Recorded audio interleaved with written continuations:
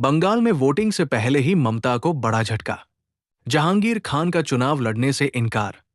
खुद को पुष्पा समझने वाले जहांगीर खान की निकली हवा, अपना नाम किया वापस। पश्चिम बंगाल की राजनीति में आज एक ऐसा भूचाल आया है जिसने पूरे देश को चौंका दिया है। फलता विधानसभा सीट पर होने वाले उपचुनाव से ठीक 2 दिन पहले टीएमसी उम्मीदवार जहांगीर खान ने चुनावी मैदान छोड़ दिया है।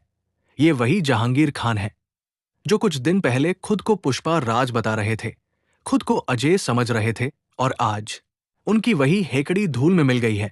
ये सिर्फ एक उम्मीदवार का पलायन नहीं है दोस्तों, ये ममता बनर्जी की पूरी सियासी साख पर करारा तमाचा है। जहांगीर खान की कहानी समझना जरूरी है। फलता डायमंड हार्बर लोकसभा क्षेत्र का हिस्सा है और ये वही इलाका है जहां टीएमसी का 15 सालों से एक छत्र राज रहा है। लेकिन आज उसी गढ़ में टीएमसी का उम्मीदवार मैदान छोड़कर भाग रहा है।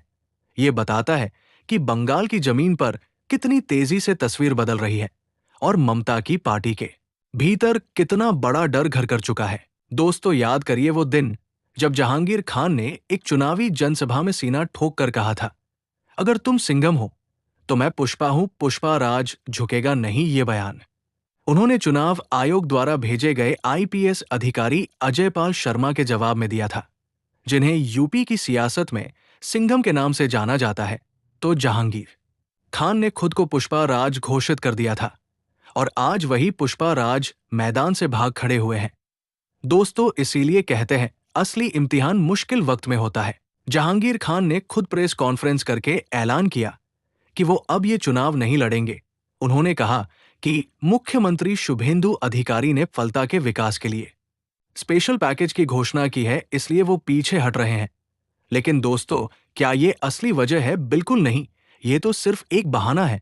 असली सच ये है कि जहांगीर खान को पता चल गया है कि इस बार उनकी हार तय है और हार की शर्मिंदगी से बचने के लिए उन्होंने पहले ही मैदान छोड़ना बेहतर समझा। अब सवाल ये उठता है कि क्या ये फैसला जहांगीर खान का अपना था या इसके पीछे अभिषेक बनर्जी और टीएमसी का शीर्ष नेतृत्व है? जहांगीर खान ने इस पर कोई साफ जवाब नहीं दिया और यही चुप्पी सब कुछ बयां कर रही है। फलता में चुनाव प्रचार के दौरान अभिषेक बनर्जी कहीं नजर नहीं आए। टीएमसी का कोई बड़ा नेता इस सीट पर प्रचार करने नहीं आया। इसका सीधा मतलब यह है कि टीएमसी खुद इस सीट पर हार मान चुकी थी।